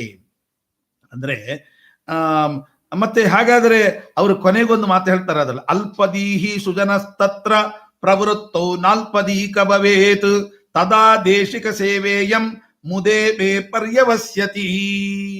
ಮೀಮಾಂಸಾ ಶಾಸ್ತ್ರದ ಪರಿಜ್ಞಾನ ಇಲ್ಲದೆ ಇದ್ದವನು ಈ ಗ್ರಂಥವನ್ನು ಅಧ್ಯಯನ ಮಾಡಿದರೆ ಅವನು ಅಲ್ಪಜ್ಞ ಅಂತ ಅನಿಸುವುದಿಲ್ಲ, ವಿದ್ವಾಂಸನೇ ಆಗ್ತಾನೆ. ಈಗ ಮೀಮಾಂಸಾ ಶಾಸ್ತ್ರದ ಪರಿಜ್ಞಾನ ಇದ್ದವನೇ ನ್ಯಾಯಾಮೃತ ಓದಬೇಕು ಅಂತಿಲ್ಲ. ಯಾಕೆ ಹೇಳಿ, ಆ ಮೀಮಾಂಸಾ ಶಾಸ್ತ್ರದಲ್ಲಿ ಯಾವ ಇದು ಮೀಮಾಂಸಾ ಶಾಸ್ತ್ರದ ವಿಚಾರವನ್ನ ಹೇಳಬೇಕೋ ಅದಷ್ಟನ್ನು ನಾನು ಇದರೊಳಗೆ ಹೇಳಿದ್ದೇನೆ, ಆದರೆ ದಡ್ಡನಾಗೋದಿಲ್ಲ, ಬುದ್ಧಿವಂತನೇ ಆಗುತ್ತಾನೆ ಅಂತನ್ಬೇಕಾದ್ರೆ ಮೀಮಾಂಸಾ ಶಾಸ್ತ್ರದ ಜ್ಞಾನ ಇಲ್ಲ ಅಂತ ಅರ್ಥವೇ ಅಂತನ್ನೋದನ್ನ ಕೊಂಡಾಡಿದ್ದಾರೆ. ಹೀಗೆ ಅನೇಕ ಇದಕ್ಕೆ ಹೇಳ್ತಾರೆ. ಈ ಪೂರ್ವ ಮೀಮಾಂಸಾ ಶಾಸ್ತ್ರ, ಉತ್ತರ, ನಮ್ದೇನಿದೆಯಲ್ಲ ಈ ಬ್ರಹ್ಮಸೂತ್ರಾದಿಗಳು, ಇದು ಉತ್ತರ ಮೀಮಾಂಸಾ ಅಂತ. ಇದು ನಾವು ಇವತ್ತು ನಮ್ಮ ಬ್ರಹ್ಮಸೂತ್ರಾದಿಗಳೇನಿದೆ ಇದು ಉತ್ತರ ಮೀಮಾಂಸಾ ಅಂತ. ಈ ಪೂರ್ವ ಮೀಮಾಂಸಾ ಶಾಸ್ತ್ರ ಅಂದ್ರೆ ಅದೇ ಮೀಮಾಂಸಾ ಶಾಸ್ತ್ರಗಳು, ಮೀಮಾಂಸಕರು ಒಪ್ಪುವಂಥದ್ದು. ಆ ಪೂರ್ವ ಮೀಮಾಂಸಾ ಎಷ್ಟಿದೆ ಅಂತ ಕೇಳಿದ್ರೆ 12 ಅಧ್ಯಾಯಗಳಿದೆ. ಪೂರ್ವ ಮೀಮಾಂಸಾ ಶಾಸ್ತ್ರದಲ್ಲಿ 12 ಅಧ್ಯಾಯಗಳಿದೆ. ಅಂತಹ 12 ಅಧ್ಯಾಯಗಳೆಂದು ಕರೆಸಿಕೊಳ್ಳಲ್ಪಡುವ, ಅದಕ್ಕೆ ಹೆಸರೇನು, ಜೈಮಿನೀಯ ಸೂತ್ರಗಳು ಅಂತ ಅರ್ಥ. ಪೂರ್ವ ಮೀಮಾಂಸಾ ಶಾಸ್ತ್ರಕ್ಕೆ ಜೈಮಿನೀಯ ಸೂತ್ರಗಳು ಅಂತ. ಅದರಲ್ಲಿ ಎಷ್ಟು ಪಾದಗಳಿದೆ? 12 ಅಧ್ಯಾಯ, 60 ಪಾದಗಳಿದೆ. ಗೊತ್ತಾಯ್ತಲ್ಲ, 60 ಪಾದಗಳಿದೆ. 1000 ಅಧಿಕರಣಗಳಿದೆ. 1000 ಅಧಿಕರಣಗಳಿದೆ. ಹಾಗಾಗಿ 1000 ಅಧಿಕರಣಗಳಲ್ಲಿ ಒಟ್ಟು ಮೀಮಾಂಸಾ ಶಾಸ್ತ್ರದ 1000 ವಿಷಯಗಳನ್ನ ಚರ್ಚಿಸುವಂತಹ ಒಂದು ಗ್ರಂಥ ಇದು. ಅಷ್ಟು ಅದ್ಭುತವಾಗಿದೆ. ಯಾಕೆಂದ್ರೆ ನಮಗೆ ಬರೀ ಗ್ರಂಥ ಅಂತ ಹೇಳಿಬಿಡ್ತೇವೆ, ವಿಷಯ ಏನು ಅಂತ ಗೊತ್ತಿಲ್ಲದೆ ಹೋದ್ರೆ ಏನು ಪ್ರಯೋಜನ? ಅದಕ್ಕೆ ಹೇಳೋದು, ನ್ಯಾಯಾಮೃತದಲ್ಲಿ ವ್ಯಾಸರಾಯರು ಅವರ ಮತವನ್ನೇ, ಸ್ವಲ್ಪ ಶಾಸ್ತ್ರೀಯ ವಿಚಾರ ಆಗ್ಬಹುದು, ಆದರೂ ನಿಮಗೆ ಸರಳೀಕರಣ ಮಾಡಿ ನಿಮಗೆ ಅರ್ಥ ಆಗುವ ಹಾಗೆ ಹೇಳ್ತೀನಿ ನೋಡಿ. ಏನು, ಒಂದು ಸಣ್ಣ ವಿಷಯ, ನಾನು ಶಾಸ್ತ್ರ ಮುಟ್ಟೋದಿಲ್ಲ, ಲೌಕಿಕವಾಗೇ ಹೇಳ್ತೇನೆ. ಇದರೊಳಗೆ ಅದ್ವೈತ ತತ್ವದಲ್ಲಿ ಹೇಳ್ತಾರೆ, ಬ್ರಹ್ಮ ಸತ್ಯಂ ಜಗನ್ಮಿತ್ಯ ಜೀವೋ ಬ್ರಹ್ಮ ಇವನಾಪರಹ ಅಂತ. ಅಂದ್ರೆ ಅರ್ಥ ಏನು ಗೊತ್ತಾ? ಜಾಸ್ತಿ ತಲೆ ಕೆಡಿಸ್ಕೋಬೇಡಿ, ಇಷ್ಟೇ ಅರ್ಥ. ಬ್ರಹ್ಮ ಒಬ್ಬನೇ ಸತ್ಯ, ಉಳಿದ ಜಗತ್ತು ಸುಳ್ಳು. ಬ್ರಹ್ಮ ಒಬ್ಬನೇ ಸತ್ಯ, ಉಳಿದ ಜಗತ್ತು ಸುಳ್ಳು ಅಂತ ಏನು ಹೇಳ್ತಾರಲ್ಲ, ಬ್ರಹ್ಮ ಸತ್ಯಂ ಜಗನ್ಮಿತ್ಯ ಜೀವೋ ಬ್ರಹ್ಮ ಇವನಾಪರಹ. ಜೀವನಿಗೂ ಬ್ರಹ್ಮನಿಗೂ ಭೇದ ಇಲ್ಲ. ಜೀವನೇ ಬ್ರಹ್ಮ, ಬ್ರಹ್ಮನೇ ಜೀವ. ಜೀವರಲ್ಲಿ ಭೇದ ಅಂತೂ ಇಲ್ವೇ ಇಲ್ಲ. ಜೀವನೇ ಬ್ರಹ್ಮನಾದ್ದರಿಂದ ಬ್ರಹ್ಮ ಒಬ್ಬನೇ ಸತ್ಯ, ಉಳಿದ ಜಗತ್ತು. ಇದರ ಟೋಟಲ್ ತಾತ್ಪರ್ಯ ಏನು ಗೊತ್ತಾ? ಬ್ರಹ್ಮ ಅನ್ನುವ ಒಂದೇ ಒಂದು ವಸ್ತು ಸತ್ಯ, ಅದನ್ನು ಬಿಟ್ಟು ಎರಡನೇ ವಸ್ತು, ಸತ್ಯವಾದ ವಸ್ತು ಜಗತ್ತಿನಲ್ಲಿ ಇಲ್ಲ. ಇದು ತಾತ್ಪರ್ಯ. ಈಗ ವ್ಯಾಸರಾಯರು ಮಾತಾಡ್ತಾರೆ, ಈ ಖಂಡನೆ ಮಾಡ್ಬೇಕು. ನ್ಯಾಯಾಮೃತದಲ್ಲಿ ಮೊದಲಿಗೆ ಖಂಡನೆ ಮಾಡೋದು ಹೇಗೆ ಅಂದ್ರೆ, ನೋಡಪ್ಪ, ನಿನ್ನ ಮಾತನ್ನ ಖಂಡನೆ ಮಾಡ್ಲಿಕ್ಕೆ ನನಗೆ ಈ ಗ್ರಂಥಗಳು, ನಮ್ಮ ಶ್ರೀಮದಾಚಾರ್ಯ ಗ್ರಂಥ ಯಾವುದು ಬೇಡ. ನಾನು ಒಂದು ಮಾತು ಕೇಳ್ತೇನೆ, ಅದಕ್ಕೆ ಉತ್ತರ ಕೊಟ್ಬಿಡು. ನಿನ್ನ ಮಾತಿನಲ್ಲೇ ಉತ್ತರ, ಇನ್ನೇನು ಬೇಡ. ಏನು ನೀನು ಹೇಳಿದೆಯಲ್ಲ, ಬ್ರಹ್ಮ ಒಬ್ಬನೇ ಸತ್ಯ, ಉಳಿದ ಜಗತ್ತು ಸುಳ್ಳು ಅಂತ ನೀನು ಹೇಳಿದೆಯಲ್ಲ, ಆ ನೀನು ಹೇಳಿದ ಮಾತೇ ನಾನು ಕೇಳ್ತಾ ಇರೋದು. ನನಗೆ ಇನ್ನೇನು ಬೇಡ. ನೀನೇನು ಹೇಳಿದೆ ಆ ಮಾತು ಯಾವುದು? ಬ್ರಹ್ಮ ಒಬ್ಬನೇ ಸತ್ಯ, ಉಳಿದ ಜಗತ್ತು ಸುಳ್ಳು ಅಂತ ಹೇಳಿದ ಮಾತೇನಿದೆ ಅದು ಸತ್ಯವೋ ಸುಳ್ಳು? ಸ್ವಲ್ಪ ಸೂಕ್ಷ್ಮ, ಸರಳೀಕರಣ, ಸ್ವಲ್ಪ ತಾಳ್ಮೆಯಿಂದ ವಿಚಾರ ಮಾಡಿ. ಏನು, ಬ್ರಹ್ಮ ಒಬ್ಬನೇ ಸತ್ಯ, ಉಳಿದ ಜಗತ್ತು ಸುಳ್ಳು ಅಂತ ಏನು ಹೇಳಿದ್ರಿ, ಆ ಮಾತೇನಿದೆ ಅದು ಸತ್ಯವೋ ಸುಳ್ಳು? ಮತ್ತೊಂದು, ಆ ಮಾತು ಬ್ರಹ್ಮನಿಂದ ಭಿನ್ನವೋ ಅಭಿನ್ನವ? ಬ್ರಹ್ಮ ಒಬ್ಬನೇ ಸತ್ಯ, ಉಳಿದ ಬ್ರಹ್ಮನನ್ನ ಬಿಟ್ಟು ಉಳಿದ ಜಗತ್ತು ಸುಳ್ಳು ಅಂತ ಹೇಳಿದ ಮಾತು ಸತ್ಯವೋ ಸುಳ್ಳು ಅಂತ ಕೇಳಿದ್ರೆ ಸತ್ಯ ಅಂತ ಹೇಳಬೇಕು, ಸುಳ್ಳು ಅಂತ ಹೇಳಿ. ಬ್ರಹ್ಮ ಒಬ್ಬನೇ ಸತ್ಯ, ಉಳಿದ ಜಗತ್ತು ಸುಳ್ಳು ಅನ್ನುವ ಮಾತನ್ನ ನಾನು ಏನು ಹೇಳಿದೆ ಅದು ಸತ್ಯ ಆಯ್ತಲ್ಲ, ದ್ವೈತ ಸಿದ್ಧ ಆಯ್ತಲ್ಲ. ಯಾಕೆ ಹೇಳಿ? ಬ್ರಹ್ಮ ಒಬ್ಬ ಸತ್ಯ ಅಂತ ಮೊದಲೇ ಹೇಳ್ಬಿಟ್ಟಿದ್ಯಾ. ಇನ್ನ ಬ್ರಹ್ಮ ಒಬ್ಬನೇ ಸತ್ಯ, ಉಳಿದ ಜಗತ್ತು ಸುಳ್ಳು ಅಂತ ನನ್ನ ಬಾಯಿಂದ ಏನು ಮಾತು ಬಂತು ಆ ಮಾತು ಸತ್ಯ. ಅಲ್ಲಿಗೆ 2 ಸತ್ಯ ಸಿದ್ಧ ಆಯ್ತಲ್ಲ. 2 ಸತ್ಯ ಸಿದ್ಧ ಆದ್ರೆ ದ್ವೈತ ಸಿದ್ಧ. ನೀನೇನು ಹೇಳಿದಿ, ಎರಡನೇ ಸತ್ಯವಾದ ಮಾತೇ ಇಲ್ಲ ಅಂತ ಹೇಳಿದೆ, ಅದು ಸುಳ್ಳು. ಏನ್ ಮಾಡ್ಬೇಕು ಹೇಳಿ? ತುಂಬಾ ಚಾಕಚಕ್ಯತೆಯಿಂದ ಇವರು ವ್ಯಾಸರಾಯರು ಶಾಸ್ತ್ರದಲ್ಲಿ ಎಷ್ಟು ಶಬ್ದಗಳ ಪ್ರಯೋಗ ಮಾಡ್ತಾರೋ ಚಾಕಚಕ್ಯತೆನೂ ಅದಕ್ಕೆ ಅಷ್ಟೇ ಮುಖ್ಯ. ಚಾಕಚಕ್ಯತೆಯಿಂದ ಅವರು ಆ ವಾದಿಗಳನ್ನು ಗೆಲ್ಲುವಂತಹದ್ದು ಇದು ವಿಜಯೇಂದ್ರ ಸ್ವಾಮಿಗಳವ್ರದ್ದು ಒಂದು ಅದ್ಭುತ ಅಲ್ಲ. ವ್ಯಾಸರಾಜರದ್ದು ಅದನ್ನೇ ವಿಜಯೇಂದ್ರ ಸ್ವಾಮಿಗಳವರು ತಮ್ಮ ಜೀವನದಲ್ಲಿ ಅಳವಡಿಸಿಕೊಂಡದ್ದು. ಅಲ್ಲಿ ಹೇಳುವಾಗ ವ್ಯಾಸರಾಯರು ಒಂದು ಕಡೆ ಹೇಳ್ತಾರೆ, ಮತ್ತೊಂದು ಸಂದರ್ಭ, ಇದೇ ಸಂದರ್ಭ ನೋಡಿ, ಬ್ರಹ್ಮ ಒಬ್ಬನೇ ಸತ್ಯ ಉಳಿದ ಜಗತ್ತು ಸುಳ್ಳು ಅಂತ ಏನು ಹೇಳಿದ್ನಲ್ಲ, ಬ್ರಹ್ಮ ಒಬ್ಬನೇ ಸತ್ಯ ಉಳಿದ ಜಗತ್ತು ಸುಳ್ಳು ಅಂತ ನಾನು ಏನು ಹೇಳಿದೆ ಅದು ಸತ್ಯವೋ ಸುಳ್ಳು?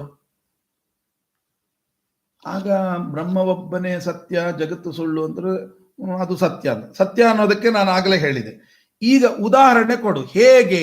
ಅಲ್ಲ, ಜಗತ್ತೆಲ್ಲ ಕಾಣ್ತಾ ಇದೆ, ನೀನ್ ಸುಳ್ಳು ಅಂತ ಹೇಳಿದ್ರೆ, ಇವ್ ಅಮ್ಮ ಕಾಣ್ತಾ ಇದ್ದಾರೆ ಎದುರಿಗೆ, ಈ ಅಮ್ಮ ಸುಳ್ಳು ಅಂದ್ರೆ ಎದುರಿಗೆ ಹಡದ ಅಮ್ಮ 9 ತಿಂಗಳು ಗರ್ಭದಲ್ಲಿಟ್ಟು ಸಾಕಿ ಸಲಹಿದಾಳೆ, ಅವಳ ಸುಳ್ಳು ಅಂತ ಅಂದ್ಬಿಟ್ರೆ ಏನ್ ಗತಿ ಆಗ್ಬೇಕು?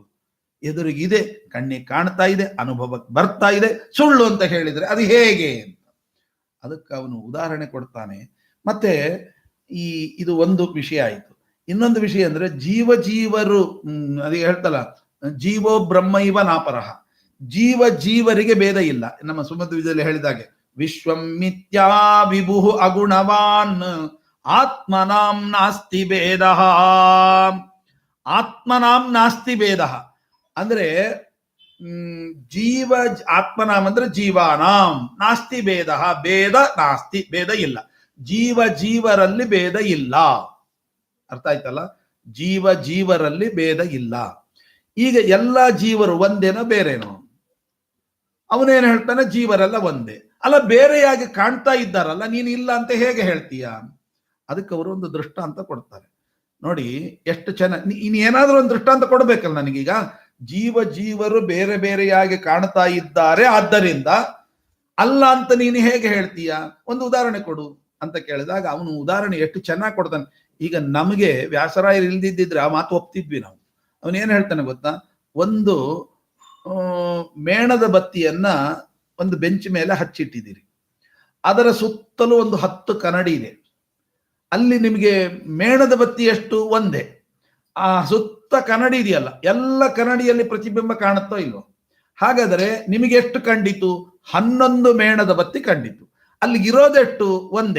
ಒಂದೇ ಮೇಣದ ಬತ್ತಿ 11 ಮೇಣದ ಬತ್ತಿಯಾಗಿ ಕಂಡಿತು ಅಂತಂದ್ರೆ ಹಾಗಾದ್ರೆ ಯಾವುದು ಸತ್ಯ, ಯಾವುದು ಸುಳ್ಳು? ಅಂದರೆ ಹಾಗೆ ಇಷ್ಟು ಜೀವರು ಭಿನ್ನ ಭಿನ್ನವಾಗಿ ಕಾಣ್ತಾ ಇದ್ದಾರೆ ಅಂತಂದ್ರೆ ಅಲ್ಲಿ ಇರೋದು ಬ್ರಹ್ಮ ಸತ್ಯ ಒಂದೇ, ಉಳಿದದ್ದೆಲ್ಲವೂ ಕೂಡ ಪ್ರತಿಬಿಂಬ ಹಾಗೆ ಕಾಣ್ತದೆ ಹೊರತು ಯಾವುದೂ ಸತ್ಯ ಅಲ್ಲ. ನಾವು ಒಪ್ಪಲೇಬೇಕಾಗಿತ್ತು ಈ ಸಂದರ್ಭದಲ್ಲಿ. ವ್ಯಾಸರಾಯರು ಒಂದೇ ಮಾತು ಹೇಳಿದ್ರು, ಅಲ್ಲಪ್ಪ, 2 ಸತ್ಯ ಒಪ್ಪದೆ ಹೀಗಾಗಲಿಕ್ಕೆ ಸಾಧ್ಯ ಉಂಟಾ? ಎಲ್ಲಿ 2 ಸತ್ಯ ಇದೆ? ಅಲ್ಲಪ್ಪ, ಈ ಮೇಣದ ಬತ್ತಿ ಒಂದು ಸತ್ಯ, ನಿನಗೆ 10 ಕನ್ನಡಿಗಳು ಟೇಬಲ್ ನಲ್ಲಿ ಕೂತಿದೆಯಲ್ಲ, ಆ 10 ಕನ್ನಡಿಗಳು ಸತ್ಯವಾದದ್ದರಿಂದಲೇನೆ ಈ ಮೇಣದ ಬತ್ತಿ 10 ಪ್ರತಿಬಿಂಬವಾಗಿ ಕಂಡಿತು. ಇಲ್ದಿದ್ರೆ ಆ 10 ಪ್ರತಿಬಿಂಬ ನಿನಗೆ ಎಲ್ಲಿ ಕಾಣ್ತಾ ಇತ್ತು? ಆದ್ದರಿಂದ ನೀನು ಹೇಳತಕ್ಕಂತಹ ಇದು ಸರಿ ಇಲ್ಲ ಅಂತ ಈ ರೀತಿಯಾಗಿ ಅವರು ಹೇಳತಕ್ಕಂತಹ ಒಂದು ಅದ್ಭುತವಾದ ವಾದ ಕೌಶಲ್ಯವನ್ನು ನೋಡಿದ್ರೆ ನಿಜವಾಗಿಯೂ ಇದು ಅತ್ಯದ್ಭುತ ಅತ್ಯದ್ಭುತ ಅತ್ಯದ್ಭುತ.